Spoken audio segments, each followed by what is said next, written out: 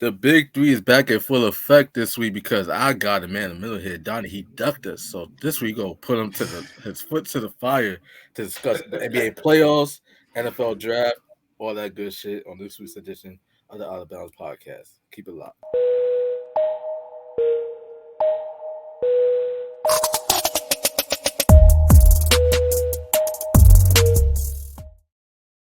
Hey, welcome to episode 43 of the Outta Bounds podcast. The big three is back in full effect. I go by the name of the Delta Fashionista. Here alongside me is the man in the middle, Mr. Donnie. Do not call me Donovan Wilkins. And last but certainly not least, we got the graduation boy himself. He's graduating this Thursday, ladies and gentlemen.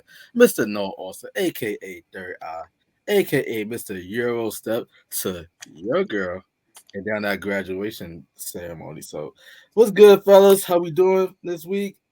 Donnie, like I said, you ducked us all last week because it wasn't looking too good for your Sixers.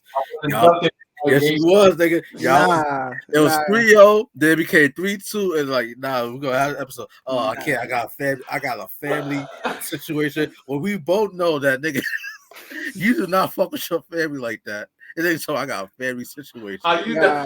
He said, "Oh, my mama, you don't even like your mom." I'm like, I don't know that she gonna kind of act right now. I'm like, I'll talk to this nigga all the time, talking about how his family situation is all kind of. I got extended family, man. I mean, look, like I said, these colors don't run. All right. You talk about that shorty that you've been hanging out with, filming the TV show. But, now you're above his spot. That's crazy. Right. That's crazy, though. Out here just blowing up people's spots. Like that. Look, man. Let's get back to these.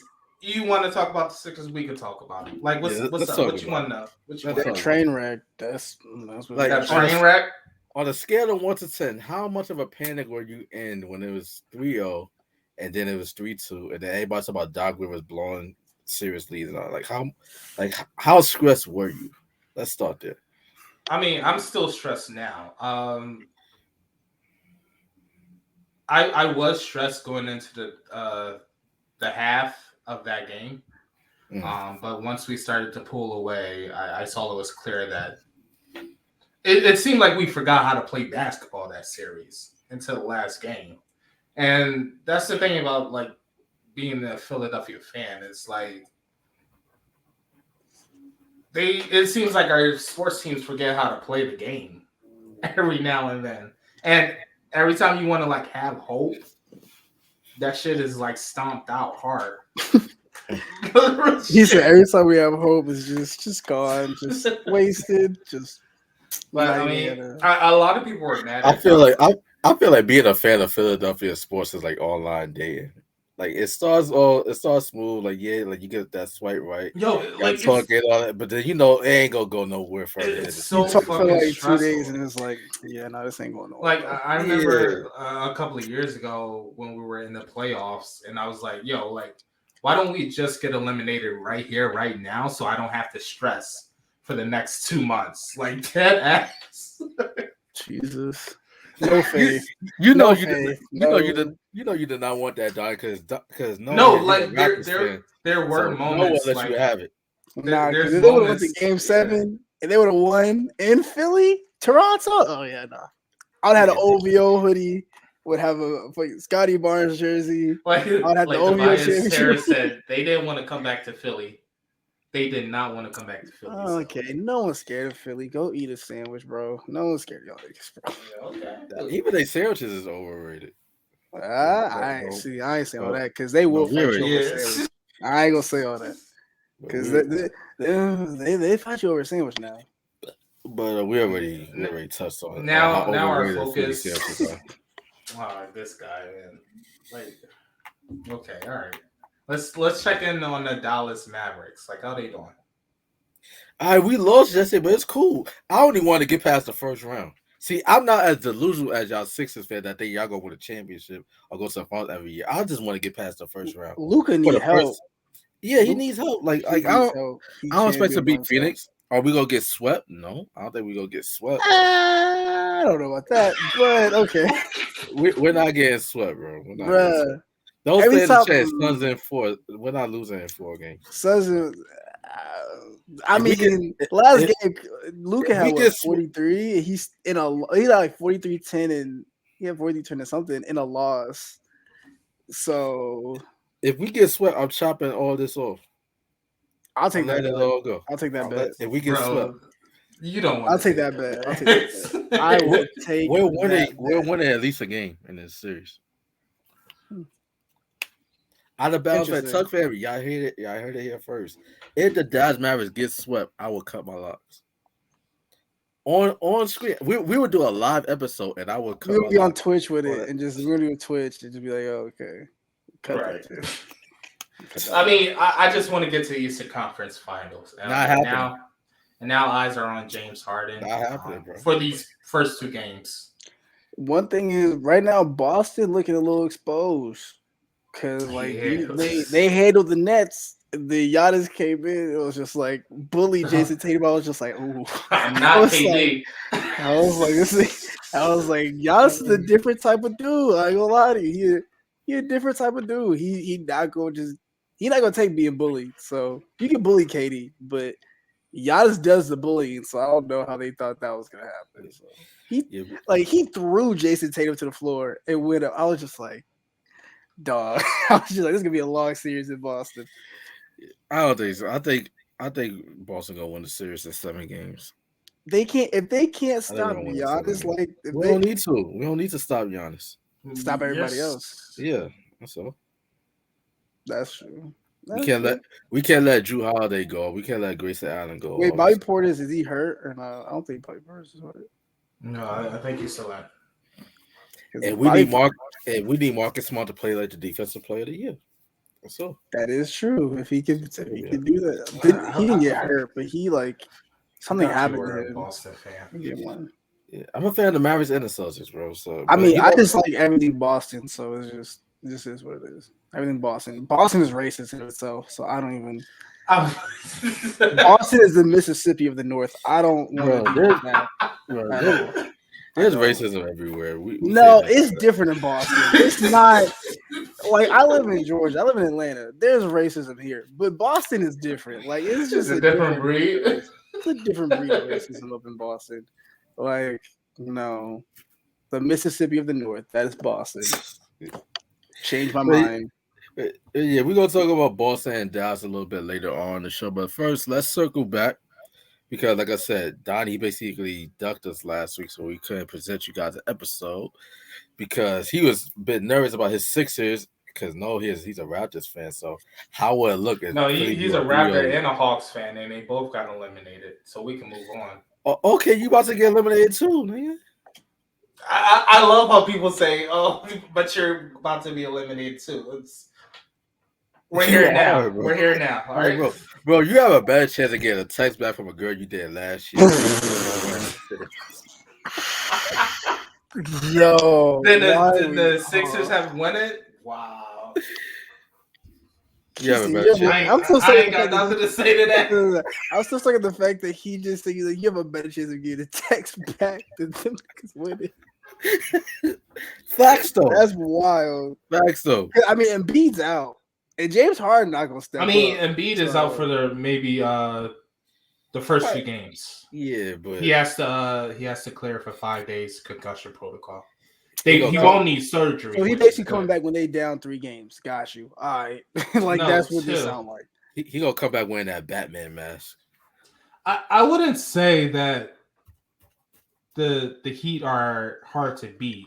I mean, the game was pretty much tied up until like the last 5 minutes of the third quarter. They're easily beatable. We beat them in the regular season before without. That's the regular season. That's the regular season. I hate when people do this. The regular season. I'm sorry. Did the team change like 100% since we played them? Bro, the regular season. Like the Miami Heat didn't have injuries on their damn selves. All right, that is true. But postseason and regular season are 2 different things. Like, don't be that person who's like, it's the same team. No, it's not. It's not. It basically is the same team. It shows that we beat them before, and we can easily beat them again. If you do know that players take games off during the regular season, right? And you do know playing a random game number 54 in the season, like people are gonna really remember. like well, yeah, you won, but it's like we had like 2-3 dudes out. Okay, And you do know they play tighter defenses in the playoffs compared to the because regular they season. care about the playoffs, which they should care about the regular season. But So what? And, Because that's what I'm you confused do know about. rotations get short. You're always confused, and you do know rotations get shorter in the playoffs, right, compared to the regular season. Yeah, yeah, of course, but I'm saying they're easily beatable. We beat them before. any Like, team is This easily nigga here. beatable, though. Like, what are you talking about? Any team is easily beatable. Everybody has their weakness. It's just who wants it more. Bro, That's what it looks like. they're the Knicks beat like the And- Warriors in the regular season and some shit, and look where they at. Look where the Warriors at. Regular season don't mean shit, bro. I mean, it means something to get to the playoffs, but once the playoffs start, the regular season is kind of irrelevant. Whatever you did up into the playoffs does not really matter right now. So it's kind of stupid to go back to regular season. Oh, well, we beat them in game 35 of the season. No, that doesn't matter right now. Yeah, I will agree with Liddell. It's all about who wants it more, And plus, schemes change, rotations change. Like Golden State, Jordan Poole. He was hooping, but in the play, he's not hooping like he was hooping right now. Like dropping damn near 30 a game, 25. Nah. Like, I mean, my assessment is he did average like 27 in the last month of the season. So. Yeah, but it's like the whole like in the beginning of the season, he wasn't dropping points like that, and like from game 1 to like game 40, he wasn't like he was playing, but he wasn't playing like he is now. So things change. So all right, so I'll say Carl Anthony Towns is before you go. Yeah. Carl Anthony Towns is the perfect example. Dude dominated like all NBA player in the regular season. Come play all the time, like dudes. Nowhere to be seen. Only had a few good games. Like, come on, bro. And And look at your boy James Harden. What you mean? He struggled to get 20 in the playoffs. He's gonna go to the strip club in Philly after that game. What you mean? He is averaging 20.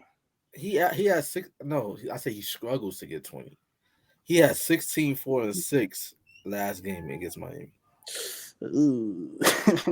Should have stayed in Brooklyn. I'm sorry. Should have not stayed in Brooklyn.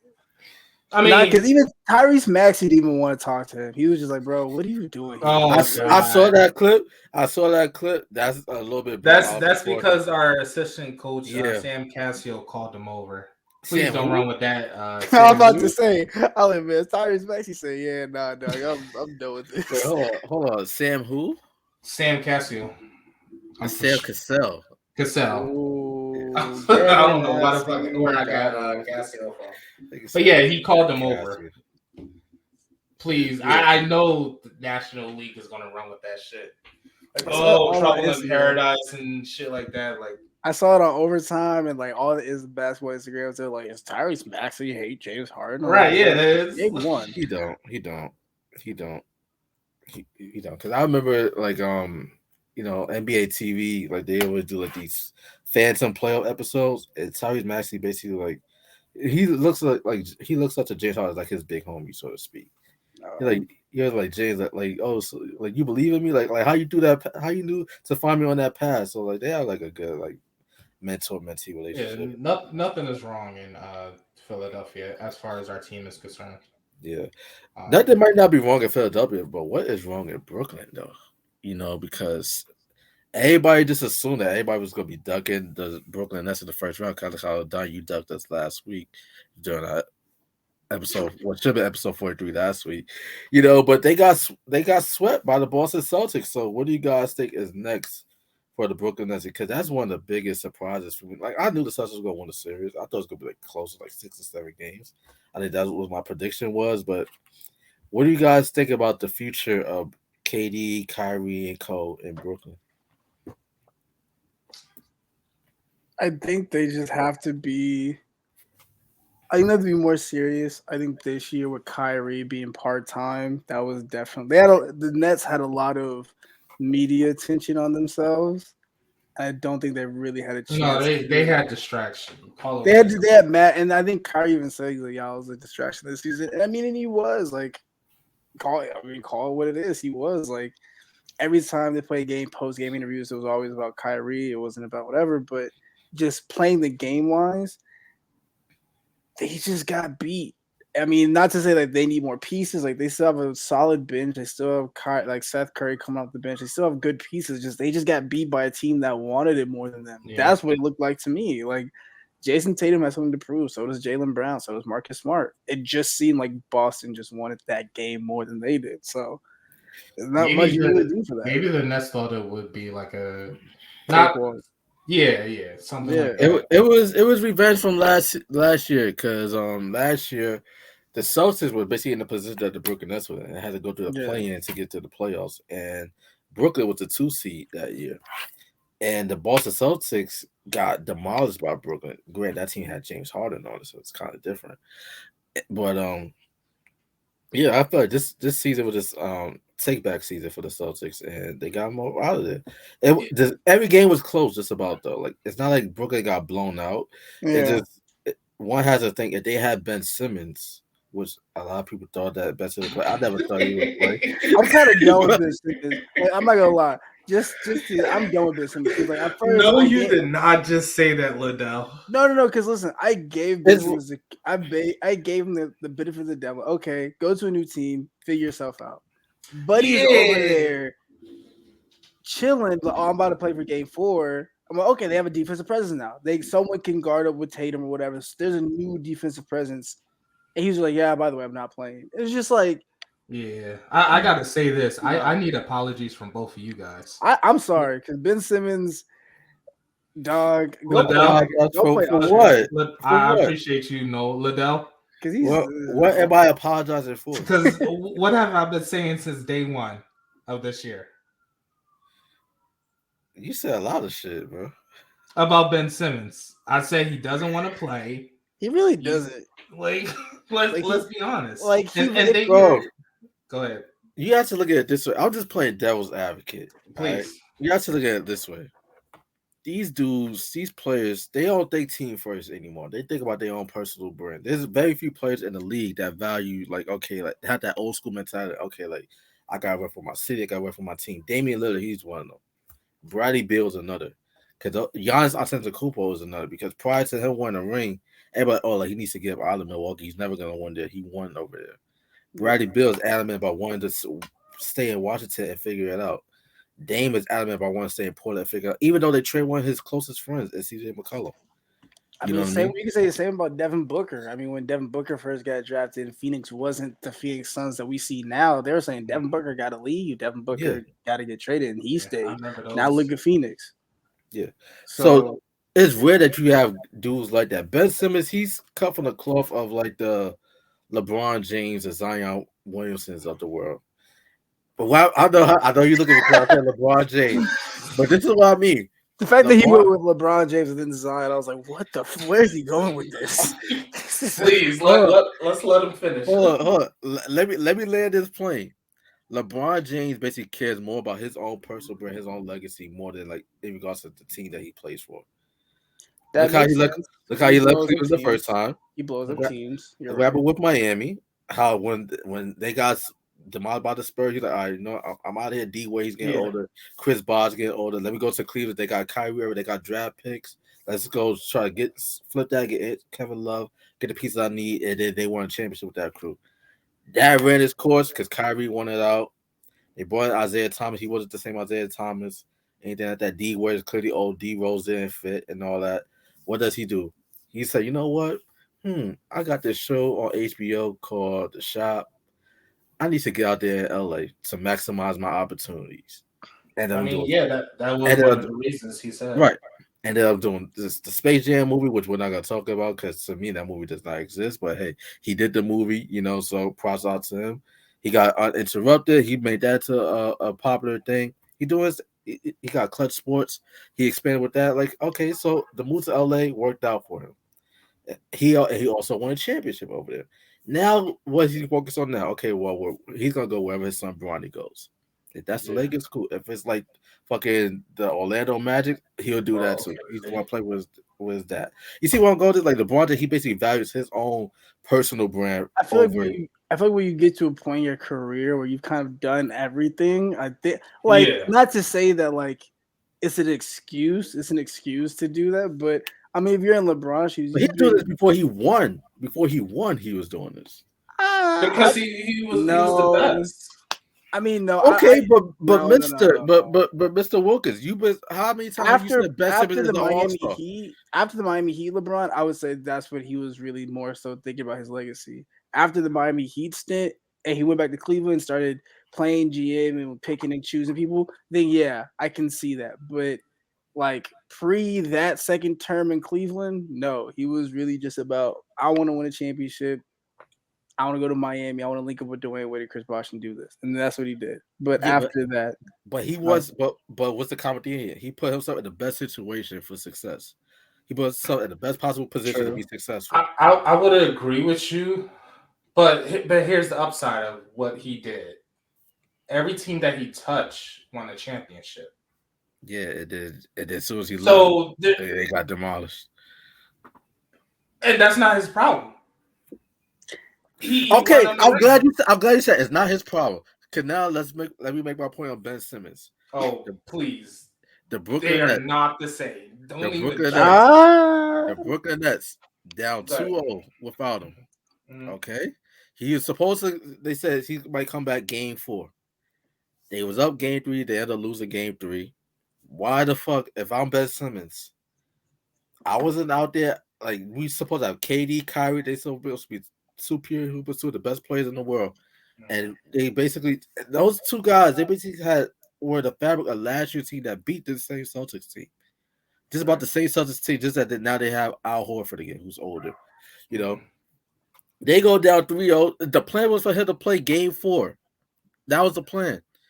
They end up, there was a bullshit excuse. I know, but hold on, talk about though. They always say the series does not start until the home team loses on their home court. So Boston going up 2-0, that doesn't mean shit because Brooklyn, all that gotta do is just hold home court on that end, get a win on the road. They lost game 3. So if I'm Ben Simmons, I haven't played all year. Why the fuck am I gonna make my debut in the NBA season in a potential closeout game? It's not my problem. You're preaching to the wrong guy because I already knew that motherfucker wasn't gonna play a game. And the fact that he filed a $20 million grievance to get back money that he supposedly earned, get the fuck out. But the reason why I compare it to guys like LeBron and Zion because LeBron James, like, okay, well, like, all right, well, it's not my problem. This team is not set for me to win. It's not. Hold on, tell me. It's not on me to keep this together and try to make it work because you know what, you guys ain't doing what you need to do for me to be successful. So what does he do? He bounced.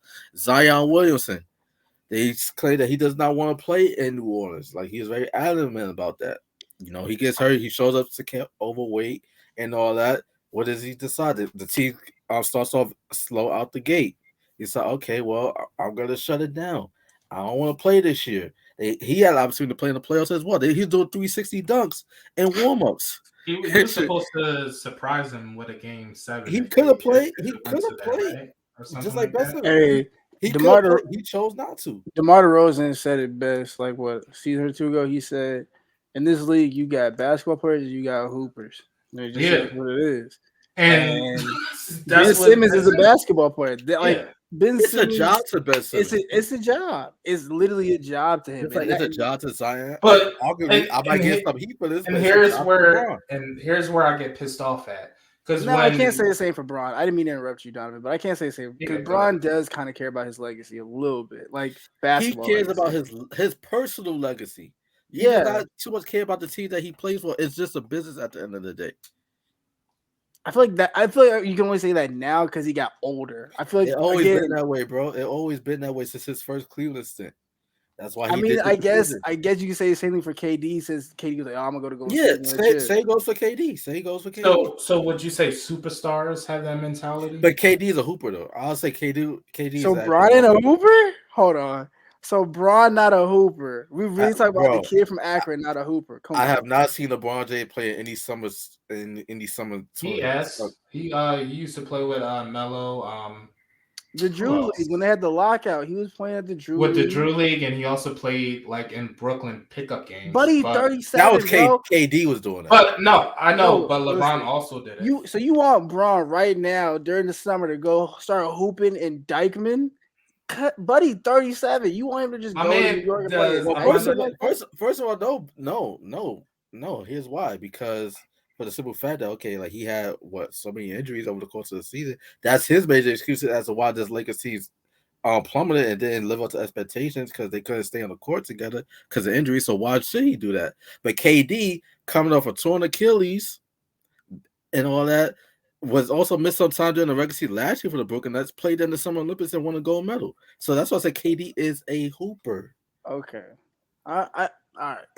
I get that. I understand your point now. I get what you're talking about. LeBron James is a basketball savant, but he's a businessman first and foremost.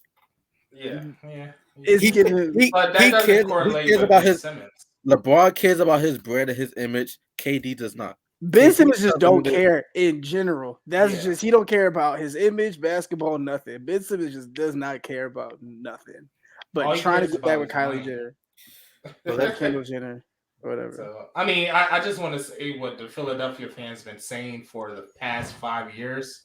We were right. Yeah. The media clowned us, and that's all I want to say. But I would admit, I would say this though, Donnie. I did think he would play this season. I did. I had a little bit of inkling. I will give you. I did. I had hope. I'm like, because the thing is, I mean, I will say, I'm only apologizing because I was the only one on here saying like, yo, I just feel like he needs a different environment to be himself. So I did say that. So I'll retract that statement because I really thought, okay, maybe Philly is really toxic. Jimmy Butler was there.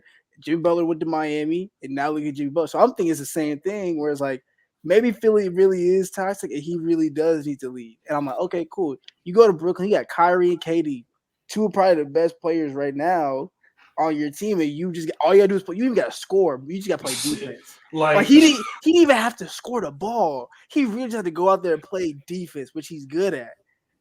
And you couldn't even. My question is like, who released that statement that he was going to play? I think it was that Clutch Sports or was that Clutch Nets? Sports? It was his rep. It was. I don't think no one gave a statement. I feel like reports were just in practice and they just like I think assumed or like he probably said something that like gave them an inclination. Oh, he's gonna definitely play game 4. So they tried to rush a press release. Yeah, I don't think Ben Simmons himself was like, yeah, I'm definitely playing because that would have been everywhere on ESPN if he was just like, yeah, I'm definitely playing game 4. Because Stephen A tore into that man. I mean, as he said, crazy. Ben Simmons, have we ever heard Ben Simmons speak this season? Remember he did that nut-ass press conference when he got to Philly? Nah, hold on. Let me go to Instagram. I don't think this man has any sound bites this year. No, he did that press release. That's the only one. Yeah, that's the only one. But he has done no interviews, no sound bites. I haven't heard this man speak for the past 2 years. And this man gets so much hate. I'll say this about Ben. No, because it's the fact that what he's doing and what Kyrie has done and what James Harden has done is going to affect the next CBA agreement because those owners are going to come for these players. And we might not see basketball. The Brooklyn Nets are they definitely gonna make a Ben Simmons rule based on. But you gotta play a minimum of something. And the thing is, they are coming for these players. And it's sad because Chris Paul was a big advocate for players' rights and advocating for players to have. Chris Paul. He was the National Basketball Players Association president. He was the president. Hey, disrespect Jose Alvarado, act like he don't know who Alvarado is. The way Alvarado locking that nigga up in round 1. That man was a walk-on, I believe, or he was like undrafted, right? He locked him down. Okay, listen, your beef with Chris Paul ain't got nothing to do with me.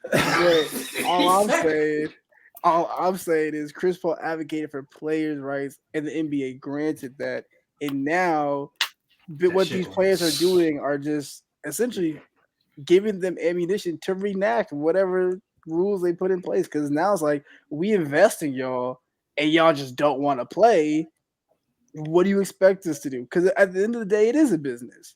And I get it, there's both sides. But if you sign a contract to say, hey, I'm going to play, you're going to pay me this much, and you're not injured. And again, if you do have mental health problems, like Kevin Love had mental health problems, but Kevin Love still played. Like, that's the difference here. Like, we can't talk about... Say what even Paul George in the bubble said he was going through depression and he was still hooping. So it's like you can have mental health issues, it's fine, and I'm an advocate for that. But at the same time, you can't play that card and then just not do what you're told to do. Like unless you tell your team like, hey, I really have some bad mental health issues that's preventing me from playing. What can we do to make this right? And if he's not doing that, if I'm the owner, I'm like, dog, we paying you 40 mil just to be here. And that could go to a rookie, a free agent. Like, we don't. What are you doing? So I get the frustration if I'm a team because it's like, dog, we traded for you to help us win a championship, and you don't even want to play right now. And Philly's probably like, well, we're glad we got rid of that nigga because it's like, I can't no more. Because you think about it was a player swap, James Harden for Ben Simmons. And it's looking like Philly. Well, I don't even think there's a winner in this trade because they both players are just like. But if we're looking at it from a player by player standpoint, I take a person who's playing right now over a person who I'm not even sure is going to. Of course. But I'll say the Brooklyn Nets, they deserve everything that's happened to them because they skipped the dating process and they went straight into marriage. You know, like they were building something very special. Kenny Atkinson was a pretty good coach. He was developing D'Angelo Russell. D'Angelo Russell made the All-Star team. I was so mad at you. What? I totally forgot that man was on the team. Spencer Dinwiddie. You know, they developed him. Jared Allen. They had Jared Allen. They had Karis LeVert. Joe Harris in rotation, corner 3. He was a and they made the playoffs. And they made the playoffs with that team. What did they do? They traded to get Kevin Durant, get Kyrie Irving, and then they didn't even let that gel. When they still had LeVert, they still had Jared Allen. They let LeVert go, and then they let all those dudes go just to get James Harden. He basically played a half a season. He wanted out because Kyrie he wasn't playing, or he was like a part-time player. So like, fuck this, send me to Philly. They ended up getting Ben Simmons, not knowing whether or not the nigga was going to play for them or not. So basically, they deserve everything that happened to them because they had a team that they developed and they broke it up to chase superstars. Yeah, and they played 60 games, I think, altogether, those big three. So the question I want to ask you guys is, we need a name for this like saga of this, not the process, but so what do you give this team? Like, what do you see their window? The window. KD is getting older, but KD's game I think is gonna continue. I don't think KD's gonna fall off the cliff because his game is not predicated on athleticism. Same goes for Kyrie Irving. Kyrie kind of with the quickness, but he has the handles that he can shoot. So, yeah. But I'll say this though: the Cleveland Cavaliers, although they didn't make the playoffs, that team is coming. They were in the play. They were nice to look at. Gall is 21. You got Jared Allen. He was an all-star as well. They got Laurie Marketing. That team, Evan Mobley. The Toronto Raptors can't sleep on them. Scotty Barnes, rookie of the year. I think we just need pieces. Gonna take a big step next year. Like we just need like the Raptors. For me, the thing is, I think a lot of Toronto fans we didn't expect to really go into the playoffs like that. But just the East was weak this year. But really, we just need help in the backcourt. Like if we can get Bradley Beal with Freddie. Scotty Barnes. Y'all be lit. We good. Like we really just need one piece and a solid. I might have to give us Siakam, but I'll give him Siakam for Bradley Beal. I'm cool with that because Bradley Beal will give you 30. Like Bradley Beal can give you 30 and some nights. So I'll take that. But yeah, there's a lot of teams that they just need one piece. Milwaukee ain't going nowhere anytime soon. Giannis signed that extension. The Celtics are still young. With Jalen, Jason Taylor, those dudes are like the Hawks just need one piece to help Trae Young out. And the Chicago Bulls, at one point in time were the top seed in the Eastern Conference. Yeah. And Lonzo Ball gets hurt, and as Caruso on them dudes, Patrick Williams. So that fucks it up. So, but they're gonna be back if they're healthy. Yeah, Charlotte needs some help with LaMelo, some big man help from Melo. Yeah, I just think it's funny how a lot of people were seeing KD and Kyrie as Super and LeBron, and now they're like supposedly forming their own super team, but have yet to do anything with it. The super team era is dead. It has to be. Yeah. The Golden State Warriors killed that in a way because it's like people always complain about Golden State, but for me and how my dad would look at it, which is a sense of like you can't hate them for playing the game the right way. Right. All the players that Golden State got, for real, They drafted. They We're drafted. homegrown. They scouted. They drafted. Sent them to their G League affiliate. Got them right, and then called them up like you would do in soccer. You have an academy. You pick out a person. Okay, they need to develop. Send them to the G League. Send them to the academy. We'll call you up when you're ready. Jordan Poole, another great example. Went to played in Santa Cruz for a little bit. Second round draft pick. Now he in the playoff. Having Steph Curry be a 6-man. They didn't trade for him. They didn't trade for him. They just scouted and drafted well. And these teams got to stop trying to chase superstars and really look at these kids. Go to the G League. There's mad points. Sharif Cooper is still a bucket. He's not even playing for the Hawks right now. Yeah. Miles Powell for the 76ers. He's still a bucket, chilling in the G League. So there's a lot of talent. Jordan Reed. And the white boy, Mac McClung. Mac McClung is a bucket MVP. too. Like there's so much talent. I feel like if you really want to build these teams, that they gotta start looking in the G League, start picking these players up. The East gonna get wicked. If you look at the Toronto Raptors, that's another team. Fred VanVleet was a G leaguer, and he became an Pascal all-star. Siakam too. Went to They the did- 905 The Raptors. Raptors develop players, so I think that's what the NBA is leaning towards Yeah, now. it has been more refreshing not seeing But you can't just pull like a KD, Kyrie, Ben Simmons, or James Harden from last year. Just say, okay, like yeah. Even though that team, who knows? They could say they probably would have went to the final. Because remember, KD, if his foot was behind the line, the Milwaukee Bucks would got eliminated in the second round. Yeah, So Milwaukee got by. They got by just because he got long ass feet. That's the only reason. A loss. I mean, it is a loss. Is a loss. But they were that close. But the Brooklyn Nets, we gotta see it with Ben Simmons. I know a lot of people are upset about it, but we gotta see how that look. We definitely. I don't want to see no summertime 5-on-5 random gym in Los Angeles runs with Ben Simmons in it. I don't want to see it. A Brooklyn podcast network posted a video of him like in the gym, like I don't want to see it, bro. With Kyle Korver, and in the comments you could just see Sixers fans just laughing like, it doesn't matter. Like we've been through this shit, bro. That's why I'm confused. Like we see all because of him doing that. Where does back injury come from? Man. I'm telling you, like, I don't get. It don't make sense. Wait. He said, his team released a statement saying that, pressure to play or mental illness was aggravating his back or some shit like that. I just think it's funny as a Philadelphia fan and just sitting back watching this shit. Yeah, but this ain't really. I mean to make this like a long ass Brooklyn Nets segment because that was good. I like it. I like it. Yeah, like what we learned in the first round of NBA playoffs. Because outside of Brooklyn Nets, the best series out west was the Timberwolves and the Grizzlies.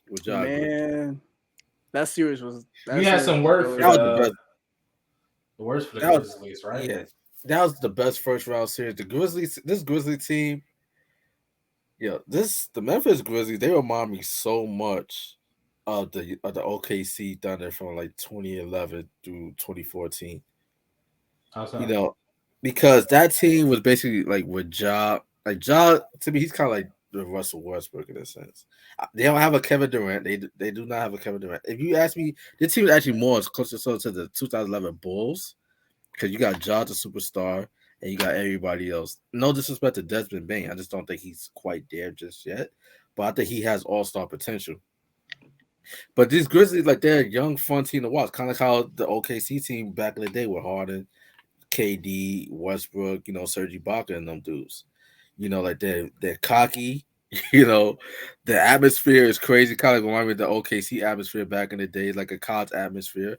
They're a fun team to watch. And the Minnesota Timberwolves. But with that being said, you could make the argument if they played a veteran team, like maybe like the LA Clippers instead of the Timberwolves in the first round, that series probably would end a whole lot differently.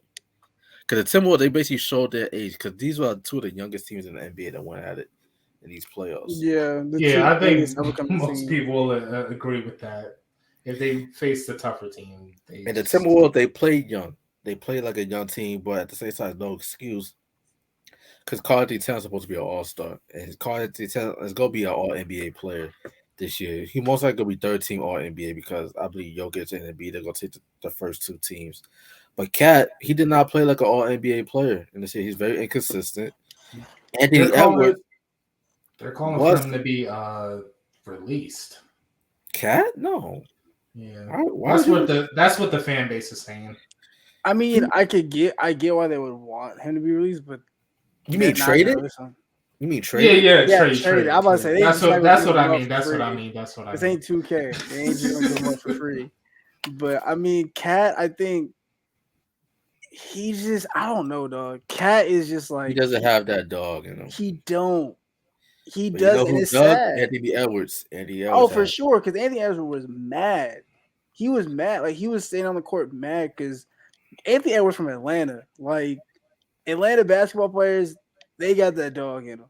Anthony Edwards wants that. He wants that shit. Same with D'Lo. Like there's players on that team. That D'Lo's the dude that needs to get traded. Really? Yeah, he's the dude that needs to get traded because if you notice towards the end of the games, like he was not in the closing lineup. They had Joy McLaughlin, like the bald-headed dude, that young dude that looked like he's about 20. Man, D'Lo used to be my guy, man. I still want the best. I like D'Lo, but he just does not fit. He just don't fit. I remember Sixers were supposed to draft him before. Instead, we drafted. I remember the plan was for it to be a big three of Devin Booker, D'Lo, and Karl-Anthony Towns because they're all like friends. Like that would be tough though. That was initially supposed to be the plan, but Devin Booker, that's dead. He ain't going nowhere. He's Andy Edwards is. I think he's the franchise player now. They need to build around him. I mean, we need to talk about that. The fracture in the Utah Jazz. Speaking of trades and yes. Donovan Mitchell gone. He's gone. He's gone. He's a Knick. He's gonna be a Knick. He's gonna be a Knick. He might as well. You might as well. You have a better yeah, you might as well, dog. I'm sorry. Like Utah, bro. Like, how do you mess this up? Okay, but let me ask you guys this. If you're the Utah Jazz, thank you for bringing this up, John. If you're the Utah Jazz, who should you trade? Not who do you want? Rudy Gobert. I would say Rudy Gobert. Like, okay, he's a defensive player. Like, cool. But like if you're building around Donovan Mitchell, Rudy Gobert, you gotta get another big man. I'm sorry. Especially one that's more dual threat, like on both ends of the court. I mean, they got Hassan Whiteside, who's kind of like, that's not a good replacement. Like, that's not a good starting. No, but I'll say he does just about everything that Rudy Gobert already does. So, like, why do you have two of the same type of centers? That makes sense. I think trade Rudy Gobert to get a player at the 3 or the 4 to help out Donovan Mitchell.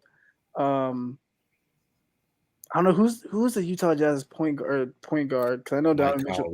Mike Conley. Oh damn, he an OG. My bad, Mike Conley. Yeah, Mike Conley an OG, but Mike Conley have a good point guard, good backcourt. You just need some guys at 3 and the 4. You just need big men at this point. So I would give up Rudy Gobert if I'm building around Donovan Mitchell, which they probably are. He said that there's one Power West team that's like interested in him. Do you guys know who it is? I'll trade Rudy Gobert to the Lakers. If I could. Who? Anthony Davis? For Anthony Davis? Wait. So that's not happening. I'll trade Rudy Gobert. This is all right. If I'm the Lakers, this is the type of trade I would do. I'm not saying this is a good trade for the Utah Jazz, but this is a good trade. I need to hear this. But this is a good trade for the Lakers. Trade Rudy Gobert and Bogdan Bogdanović to the LA Lakers for Russell Westbrook, Taylor Horton-Tucker, and a future first round draft pick. The Utah wouldn't even accept that.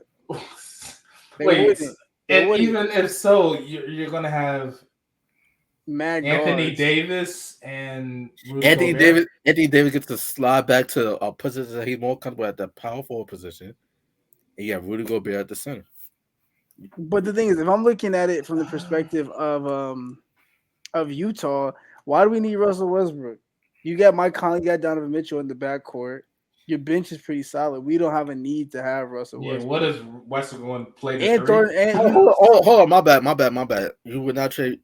This is the trade: Mike Conley, Bogdanovic, Rudy Gobert for Russell Westbrook, Taylor Horton Tucker, a future first. that's not gonna work. Donovan And Mitchell, Russell Westbrook are ball dominant guards. because you're gonna trade Donovan Mitchell too. You go blow the whole team. Oh, well, I didn't know that. I didn't know we You're were blowing going the You whole ain't team say up. that. No. Because Okay, first of all, Donovan Mitchell is a free agent. He's a that free is agent, true. so he's gonna leave regardless. So I believe Donovan Mitchell's going to the Knicks. That's what I personally believe. I would say if So Donovan if Mitchell I- comes to Atlanta, that would be tough. So But I'm so if I'm the Utah Jazz, like damn, like I'm losing Rudy Gobert. Okay, I'm losing Donovan Mitchell. Who can wait? Hold on, no, that's not gonna work because Russell Westbrook got beef with the Utah Jazz fans. So, scratch that. I forgot. Scratch that. That's not happening. anyways, back to the regular schedule program. Right. It just is You what Sorry, it is. look out. sorry, Outta Bounds fan for wasting 5 minutes of your time trying to make that shit work in my head. I forgot about It that. just wouldn't work. Okay. It wouldn't Anyways, work. but Utah. What did you say? Shout out to Donovan Mitchell, man. I feel like for some players, even with Dame, I think like we talked about, there's some players that want to stay and build it in the city. And for me, there's some players that do need to be like, hey, bro, like you've done all you can here, and I don't think it's gonna get any better. You just may have to go. And I think Donovan Mitchell and Damian Lillard are those two players in my eyes. Somebody need to talk to Dame. Bro, someone gotta talk to Dame, like, bro, like, hey, man. Like, I understand you want to be loyal, and we understand that, but you plateauing right now, my guy. Like, At the end of the just day, plateauing. At the end of the day, there can be so many Tim Duncans, Dirks, and Kobe's of the world. You know what I mean? And I guess it might be too early to say, but I think Giannis might be a lifer in Milwaukee. He probably is. I don't see him leaving anytime soon. Milwaukee. But I mean, I see him. I see and Steph Curry. I think and he Steph also. Curry, yeah. Steph Curry's a for lifer. Shout out to Drewski, man, for life. Yeah, so that's what I see. But overall, as a player, as an athlete, period, you have to do what's best for you because organizations they're always gonna do what's best for them. And it's never good to be surrounded in a culture or atmosphere or the system that does not replicate your talents because at the end of the day, if you're not producing, they're gonna like say, okay, well, like we're not gonna pay you such and such because you don't have the numbers to like of the top echelon players in the league. You know what I mean? So I would say that because it's hypocritical because we just talked about earlier about players and like them having too much freedom and just like sitting out, and that's why I'm all for it though. I'm all for player mobility though. I mean, like I get it, but it's just like at some point you kind of just gotta. Well, now I would have agreed with you like maybe 2 years ago. 2 years ago. Because we just seen it in the NFL, and that's gonna allow us to pivot to our last main topic, actually, before we get into the fourth quarter. The NFL draft, biggest winners from the draft. For me, before I go to my biggest winner, I know I was mentioning talk about like player mobility. You gotta do what's best for you. Hollywood Brown from the Baltimore Ravens. My Baltimore Ravens requested a trade from the Ravens. Oh, he requested a trade. Yeah, he requested a trade. Damn. There's a whole big thing about Lamar Jackson. Like, yo, like what the fuck? But Did he know? Hollywood said that. When I say Hollywood, I mean Marquise Brown. Hollywood's his nickname because he's from Hollywood, Florida. He mentioned that Lamar was in the know of the trade. So Lamar, who knows? Lamar could have just been trolling online, but he made it seem as if he did not know. And mind you, Lamar Jackson's in the contract year, so we have to keep that in mind. But Hollywood requested a trade from Baltimore due to the fact that he didn't like how he was being featured in the offense, which is understandable, because like he would make the claim, and I agree. This like there'd be some moments in the game where he's not touching the ball, and then when we're down, we'll throw the ball deep his way. But also at the same time, he has a case of the drops. But as a wide receiver, obviously, like you're supposed to always be ready, but you're like going through most of the game not getting the ball, and you're not knowing when it's gonna come your way. How can you best prepare yourself when you haven't been really an active participant in the game? But I don't know. You always got to be ready though. Like, I I was think about to you say, just stay ready. it's just one of those things where that's your professional athlete. No matter if like the first 3 quarters you're not getting the ball, if the fourth quarter roll around and we start throwing you away, you just it sucks, but you just kind of got to be ready at all times. Even like you go the whole game and you only get 2 touches, while someone else gets like 10, 11. It just kind of is what it is. But that's why you're an NFL athlete. You always just got to be ready, man. Yeah. It sucks, but it just is what it is. So, but he made some big plays for us though. Like, don't get twisted. I know he did. He went to the Cardinals with Kyler. He went to the Cardinals. He's gonna Kyler be with his Murray. boy Kyler Murray, his college teammate at Oklahoma. DeAndre Hopkins is gonna miss the first 6 weeks of the season due to failing a drug test for performance enhancing drugs. So there's that. But there's been some big that Hollywood wasn't the only receiver that was traded during the draft. We also had AJ Brown, who's going to Donnie's Philadelphia Eagles. Yeah, that's interesting. Give Jalen Hurts some weapons. So that was another big move during the draft. But in regards to winners go, I'm gonna be biased. I gotta say my Baltimore Ravens. I think they were the biggest winners of the draft because they drafted. Look at nah, but for real, we got the top safety in the draft. We got the number 1 center in the draft. We got the number 2 defensive tackle, all within our first 3 picks in the draft, and we got great value. As we also got David Ojabo, who would have been a first round pick had he not torn his Achilles during the college football playoffs.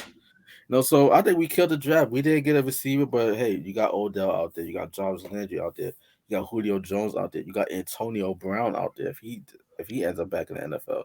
So there's options out there, So I'll say for me, the Baltimore Ravens. Am I being a little bit biased? I think so, but we always wait. Odell isn't signed with anybody. No, he's not. Interesting. So we still have an opportunity to address our wide receiver needs. So I don't think OBJ really gonna leave LA, or I don't know if he would want to leave LA. But actually, I love for OBJ to stay in LA, but I don't see it for him because we got Van Jefferson. We drafted Tutu Atwell last year. For those that say like, why did Adele say we? I have 2 teams, ladies and gentlemen, Baltimore Ravens and Los Angeles Rams. So. Yeah, those are my 2 teams. I know, like people always think like coincidence, but I was with those teams through the dark days. I was a Rams fan when they was in St. Louis. This man, you the type of nigga to cheat on your barber. Like, no, hell no, I don't do that shit. No, you the type of nigga, man. Hey man, this man not cutting.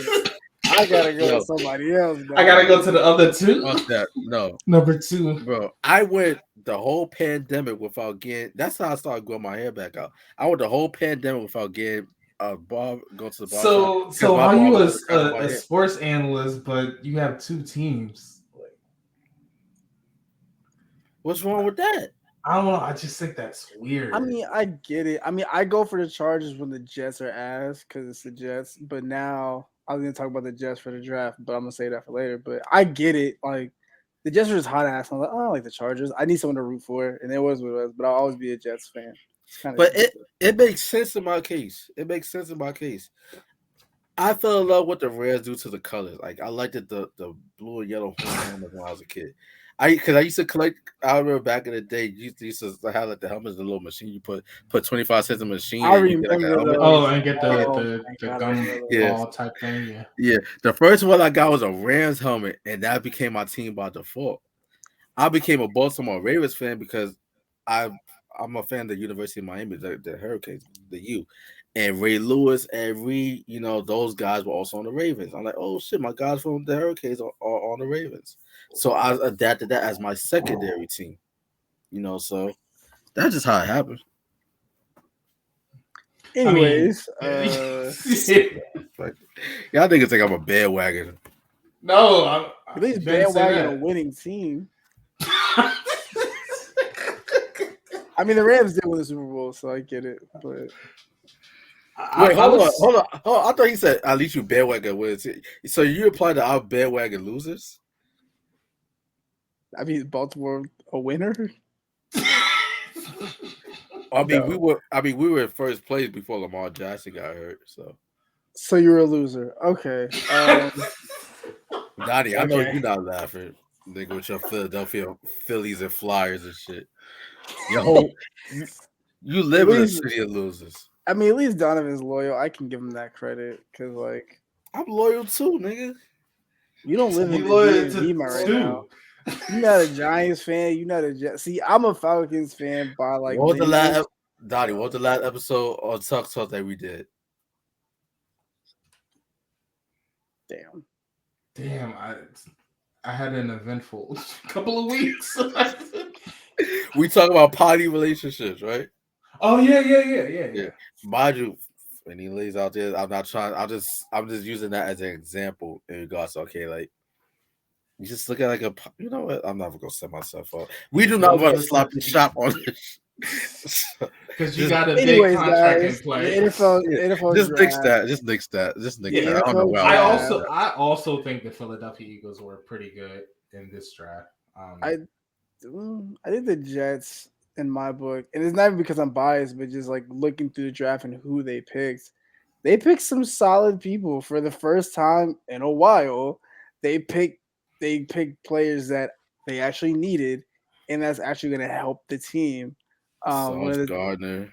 Yeah, Sauce Gardner, Garrett Wilson. They need a new wide receiver, Breece Hall. Edge rushing on defense.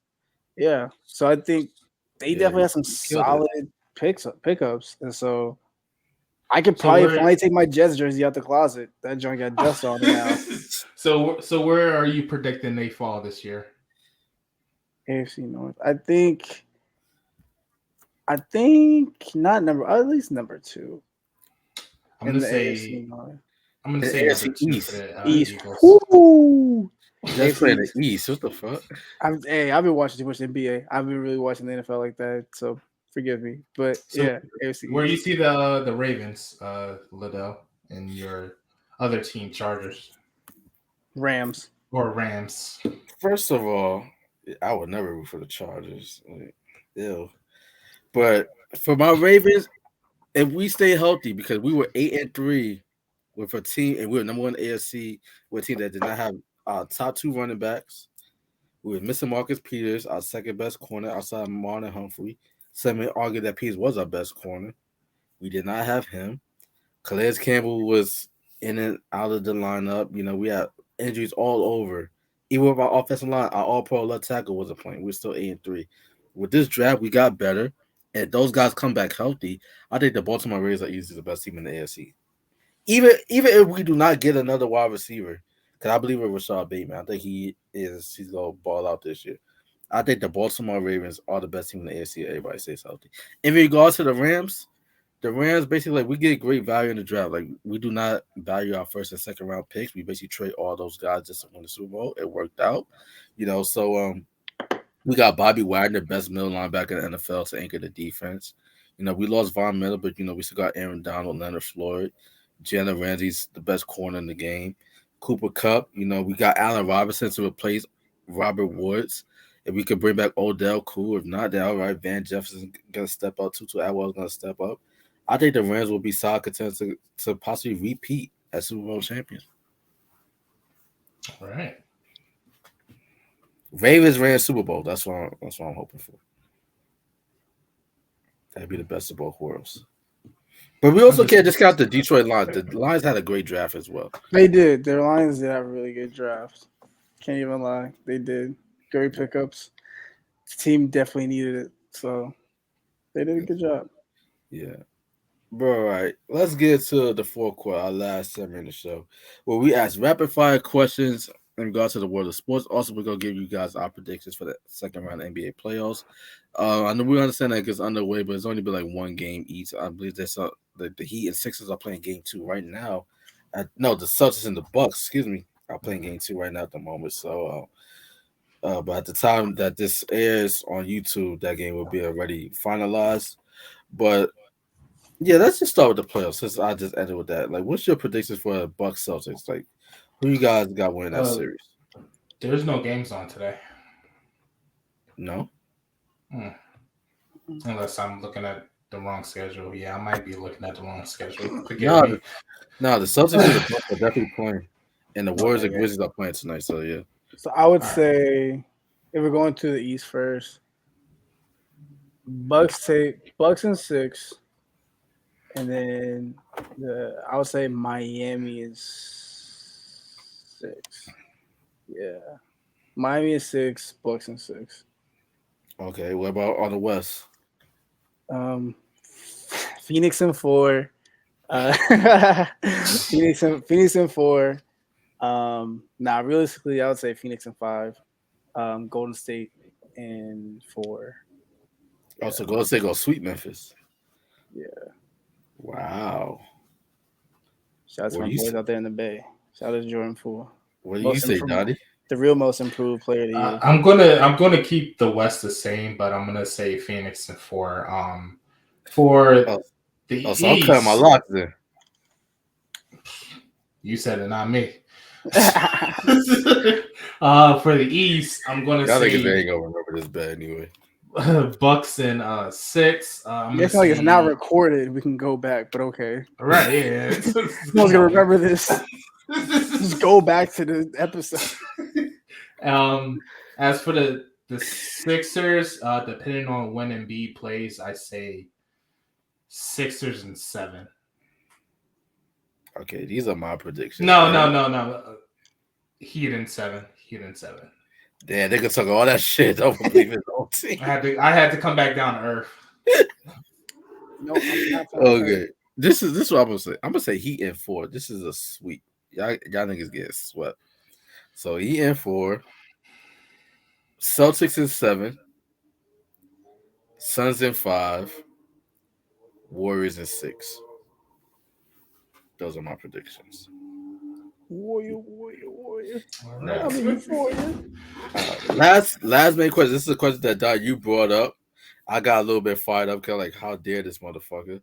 But I'm gonna turn the floor over to you. Like, basically, what's going on with Ryan Tannehill, Malik Willis? Yeah. So, real quick, Ryan Tannehill was at a media press something, and they were asked about mentoring Malik Willis, the incoming quarterback. And he said, it's not my job to mentor him. And I think he was right. I mean, if we get to the definition of what it is, and I know Noah will touch on it more because he actually has football experience. I'm not going to mentor the guy that is supposedly coming in to take my job, especially if I'm not ready to leave that position yet. That's for the QB coach and the head coach to decide. That is not my problem. Even though we are teammates, it's still a competition. Okay, let's apply this to the world of journalism, right, Donnie? Okay. Let's say, for instance, you're like the senior editor at True Agriculture, Double XL Complex, Fader, wherever. Let's make it a reality. Shout out. Page for it. Got what I mean? Okay. Pitchforks or Barstool Sports, right? Let's say you're like a senior editor at one of these places. And I would never be at Barstool Sports. Anyways, guys, they're racist, but but yet you repost them every time the Sixers win a game. Oh, Barstool Philly, and they're also isn't that even more racist? Anyways, but let's say your editor says that, okay, like I want you to be like I want you to have like an apprentice, so to speak. Or be like, or is it the other way around? Like, are you the mentee? Be a mentor, mentee. Let's just go with that. I'm tired, ladies and gentlemen. It's been a long day, but up since 5 a.m. Mentor, mentee, right?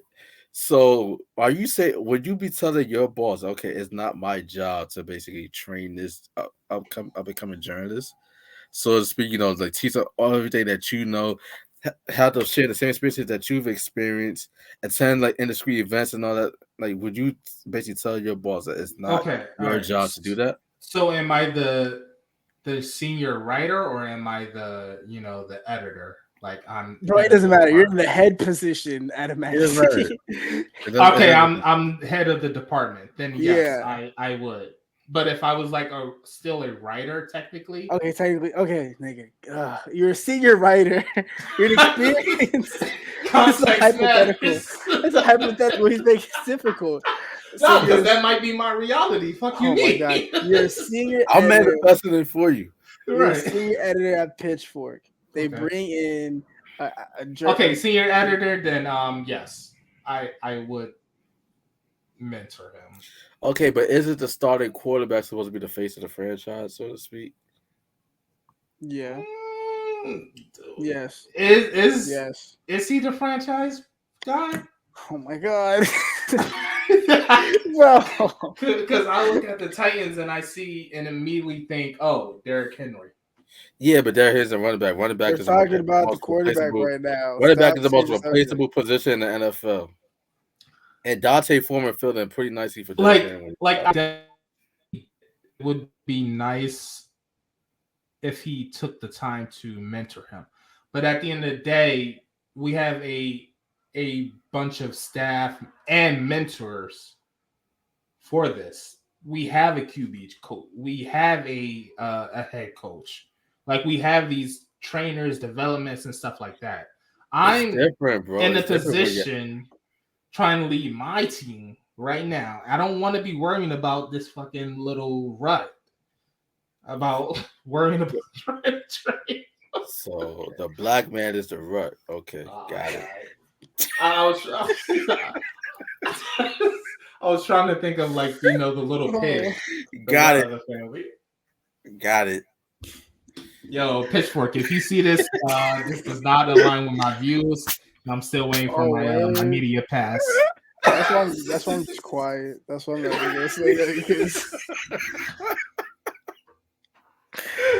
all I gotta say, that was a Brandon Marshall moment. I'm gonna keep it short. I guess I can see it your way. I'm gonna keep it short and sweet.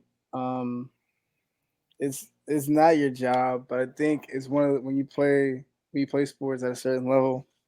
Yeah, there's competition, yes, QB competition, but it's also it's a respect thing.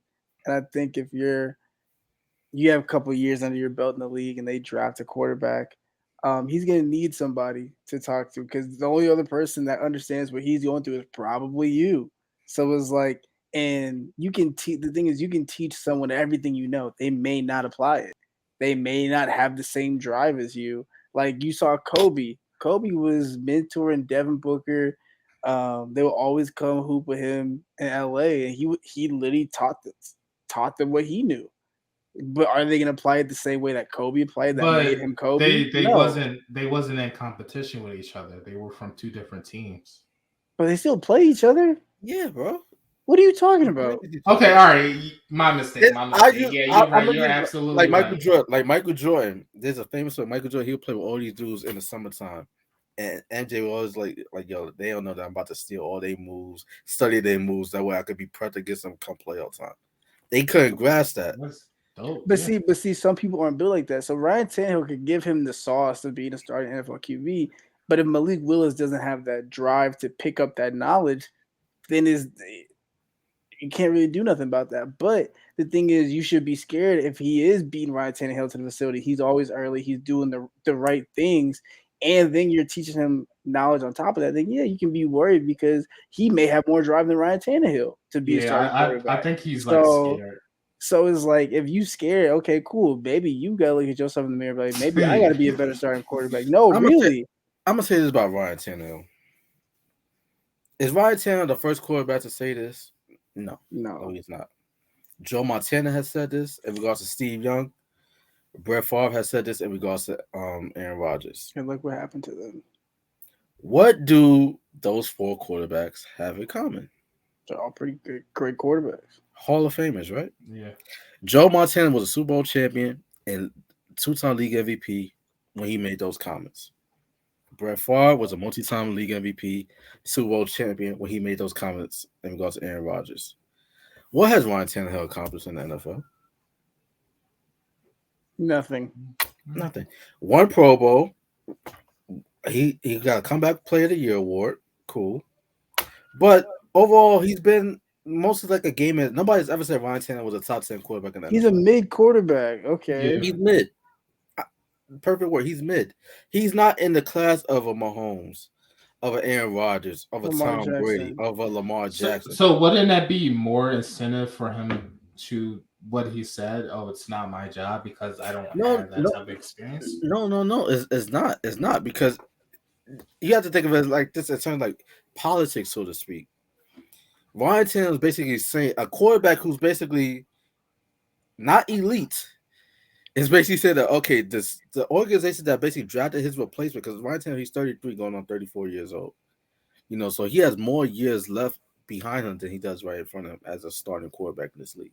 So you're basically telling the organization or any organization for that matter, if it doesn't work out Tennessee, I'm not gonna come in and mentor a young quarterback that might potentially be better than me when he in fact does not have that resume. You know why guys like Ryan Fitzpatrick, Nick Foles, Case Keenum, those type of quarterbacks last in this league because they have no problem being a mentor, being a backup. Yeah. Tyrod Taylor is another one. Where is he right now? Tyrod Taylor. Denver, right? No, he is with not Buffalo, but he's with. Last I checked, he is with Houston. He's with Houston. He's in Houston. He signed an extension with Houston, I think. Yeah, right now he's with the New York Giants, actually. So damn. Oh shit. Yeah. And he's about the same resume as Tannehill, 1 Pro Bowl. So if I'm Ryan Tannehill, like who the fuck are you? Like you're not Joe Montana, you're not Brett Favre. You don't have to cash the resume. What have you won in Tennessee? Okay, so I'm just trying to play division championship. So basically, that's what he's saying. Like he's not that guy, and his job can be taken from him at any day. So why would I spend my time trying to mentor somebody? No, because that's good to other organizations that might have interest in Ryan Tannehill. Well, this guy he sees. Who the fuck is going to be looking at Ryan Tannehill at 33? So. Bro, Ryan Fitzpatrick is still a free agent. He's over 40. Yeah, so. Like, come on, bro. Ryan Fitzpatrick, that's a different breed. That man, I'm pretty sure he played for the Eagles at one point. Like, my thing with Tannehill is, like, have some type of self-awareness. I'm not saying that he's obligated to do so, but it's like, have some type of self-awareness for the sake of your career because you do not want to. Even though he has the complexion for the connection, so I think that's what he was saying. He's not obligated, like it's not his job. I think that's what he was saying, basically, what you just said. He's not obligated. It would be nice, yes. Is it his job? No. Is it his okay? Here we go. Is it his job? No, it's not. It's not his job to do that. His job is to go there and be a starting quarterback. Now, as an athlete, as a competitor. Mm-hmm. It's one of those like in baseball, it's just an unwritten rule. And then in football, it's an unwritten rule to like if Malik Willis asks for help, you would be a dick to not say yes. Like you would be like, nah, I'm not gonna help you. I agree with that. You would like as just a teammate. So let me ask you real quick. If Patrick Willis didn't ask for help and Malik Willis. If he didn't ask for help and these comments were never made, would you fault? No. I was about to say Ryan Fitzpatrick, Ryan Tannehill. No. Okay. If he does, and again, some guys do it, some guys don't. It's just one of those things. Some players do, some players don't. Some players are confident in their abilities, and for me, like Liddell, like I think I said earlier, he's scared. He's threatened by Malik Willis. And understandable. Because if you're Malik Willis got compared to Steve McNair, who's the greatest Tennessee Titans quarterback of all time.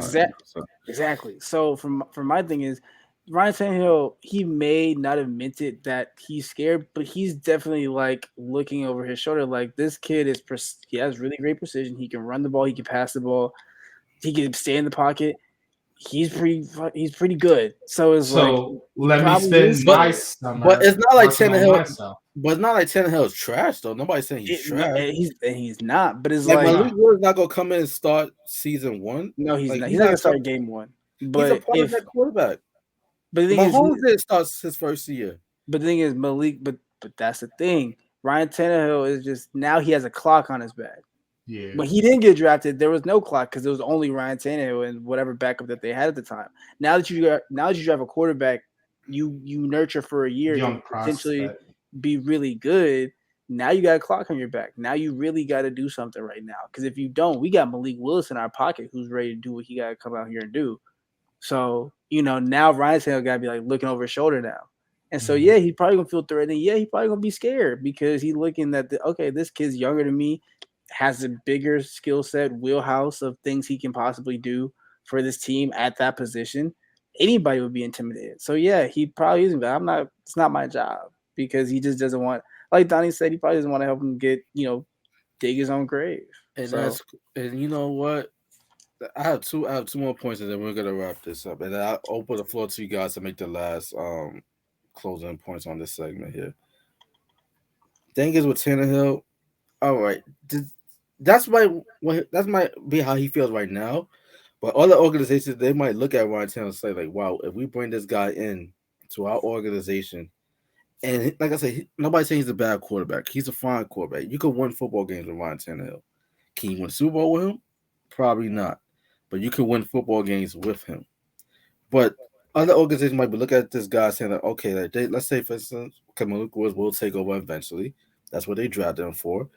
Other teams might be like, okay, if I bring in Ryan Tannehill, he's going to want to be a starter. He's not going to want to be a backup and mentor a young guy. So he's basically fucked up his own bread for the future. Because that's kind of like how you can extend your career, so to speak. Like Michael Vick came back to the league as a backup. Granted, he had no choice. He had to work his way back up. But, like, it's like, what accolades does Tannehill has to his name to warrant him making that statement, so to speak? And my last point, Steph Curry. Different sport, but Steph Curry could come off the bench for Jordan Poole, a player that does not have the resume that Steph Curry has. He can humble himself. Why can't Tannehill humble himself? You know what I mean? And that's a 2-time league MVP, 3-time NBA champion. Yeah. Coming off the bench for a dude that's only in his third year, who does not have his resume. It comes down to who you are as a person, who you are as a player at the end of the day. I agree with that. That's it. And I mean, my last point is it's not his job. Plain and simple. It is. Yes, okay. I understand that unwritten rule, but he's not the trainer. He's not the QB coach. He's not the head coach. He's not the development and talent coach. That is not his job. I got to worry about my job and my job security. Plain and simple. Yeah, your voice just went down 2 decimals. That's not like Pop Smoke. Yeah, I was trying not to cough up. I felt like I had phlegm in my. Oh, man, it's not like Pop Smoke. Yeah, bro. On that note, fellas, let's plug ourselves on the way out. Let everybody know where they can find your social media, what you guys got going on. No, we already know Thursday is the big day. So this is your last episode out there as a college student. So how you feeling? Excited. I don't know. I'm ready to be on vacation for a little bit. To be honest, I haven't taken a vacation since I started my junior year in college. Just ready to relax and really just taking everything a day at a time, not rushing it, and just waiting. So I would just enjoy it for what it is, and then we'll see when we can get there. But y'all know where to follow me at D.onniie also on everything: TikTok, Instagram, Snapchat, all the Johns. And your boyfriend be on vacation, so I don't really got nothing else to plug. Boyfriend be on vacation after this graduation, so I'm gonna be chilling for a little bit. So you deserve it, bro. You deserve it, Mr. Donnie. I'll call me Donovan Wilkins. I was laughing at a Barstool Philly post. Of course you was. Of course you was. You can listen to my radio show weeknights 11 p.m. to 2 a.m. on Live 95 at all. Bro, it's 3. What did I say? 2? Yeah. 3. Wow. It's a lot to say, man. It really is a lot to say. But yeah, you could check out. I'll be dropping a new episode of my podcast, and follow on my socials. Yes. Well, just Instagram. Yeah. As for me, the Delta Fashionista, also moderator and trooper, coach the IG page. I'm about to make a new IG page for my very own company, Grado Media Productions, so we have more details on that soon. We're in some talks with some networks. I don't want to put too much out there, but we're trying to make something. Oh, it's speaking of, you checking your emails? I got shit circled, and I'm just wondering. I just hit him up about that today. hear about the Jack Harlow shit. I was like, man, if we got a listening party to go to, let me know. I was just like, he was like, I ain't had nothing, Joe. I ain't gonna lie to you. I was like, yeah, all right. Speaking of, I do have 2 listening parties. One is a Tuck Media band of ours. Great time. Man, I fucks a great time. Yes. Where's the listening parties in Philly? And Rubber as well. It's rarely a few. Rarely a few. All right. You know what? Because I'm gonna forget. So, Donnie, what am I looking for in these emails? So, because I got my phone out right here. You see, I got all these. This man, you want me to put the business out? All right, so you're looking for Philadelphia Film Festival. You're looking for Sundance. You're looking for we can go to Sundance. Let me know. Yeah, you're looking for Pitchfork. You're looking for Lollapalooza. You're looking for the I don't know how to pronounce that African festival name. Of course you don't. Olade. You're looking for Made in America. You're looking for the WXBN festival. There's a couple. It should just say my name. Yeah, I'm looking for the Oscar. Well, Oscars already came out. But... Nah. Hell, you may be looking for the Met Gala next year. I'm trying. Oh man, give me into the Met Gala, dog. Hey, get us in. I'll go to the Met Gala. That I will get a custom suit for. I'll do that. Okay, I see. I got a lot of emails I need to check. But yeah, I got. Don't you have an assistant? Didn't you just hire one? Hey, yo. Yeah, hit up your assistant. Be like, yo. Now, invitations to award shows because this summertime. I already know the BET Awards coming up. Last year, you had tickets. You know, I forgot. Right, exactly. You had 2 tickets. Me and Donnie can fly to LA. So, yeah, BET Awards. That's why I feel so bad about the BET Awards last year, man. But I got y'all boys. This year. I got you. Promise. All right, we're gonna hit the black carpet. Yeah, but guys, this has been episode 43 of the Outta Bounds podcast. If you enjoyed this week's edition, please hit that like button, hit that share button, subscribe to the channel, let everybody know what the Tuck family is doing. As well as you listen to us on audio platforms, please give us 5 stars on Spotify, Are we on Pandora? I think we're on Pandora, Amazon, Google Podcasts, all that good shit. We're on everything. Yeah. We're on everything except for Apple Podcasts or whatever that shit. Fuck with Apple. I have an iPhone now. I'm officially a part of society. I'm with you, bro. I got my shit 2 months ago. I'm proud of y'all too. Y'all grew up finally. I could FaceTime and shit. I could like comments and so proud. I'm so proud of y'all. I can talk to Siri. It's good, man. Life's good this time. All right, this man said talk to Siri. Life's good this time. But y'all, hope that you guys enjoy this week's edition. Remember, we love black women, as Noah always say, as I say. Donnie, do you love black women, Donnie? Why does gotta be a question? Yes, I support black It's a yes. He said, let's go. Let's just cut away. Yes or no. Like, that sounded wrong. It sounded worse. That sounded like so non-believable. He's like, yeah, I support, but no. Nigga got frustrated. I asked him the question. Like, Hail Hydra, my nigga.